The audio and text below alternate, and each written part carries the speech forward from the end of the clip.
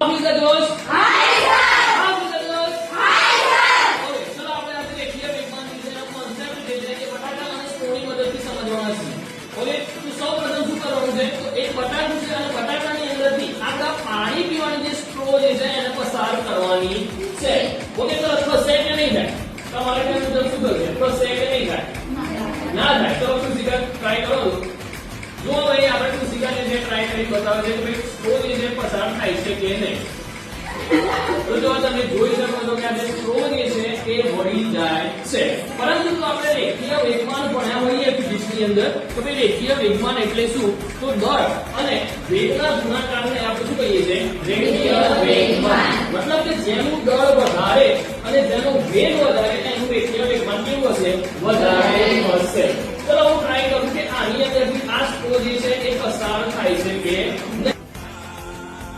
તમે જુઓ છો આ સાઈડ જે છે એ સ્ટ્રો જે છે એ નીકળી જાય છે. એનો મતલબ કે જેનો વેગ વધારે એનું રેખીય વેગમાન પણ કેવું હશે? વધારે હશે. ઓકે, ચલો તમે જોઈ શકો છો આ જે સ્ટ્રો જે છે એ બટાકાની બીજી સાઈડ જે છે એ નીકળી જાય છે. ઓકે, ચલો ખ્યાલ આવ્યો? હા. ઓકે, તો ઓકે તમે જોઈ શકો એટલે આ વસ્તુ જે છે એ રેખીય વેગમાન જે છે આપણને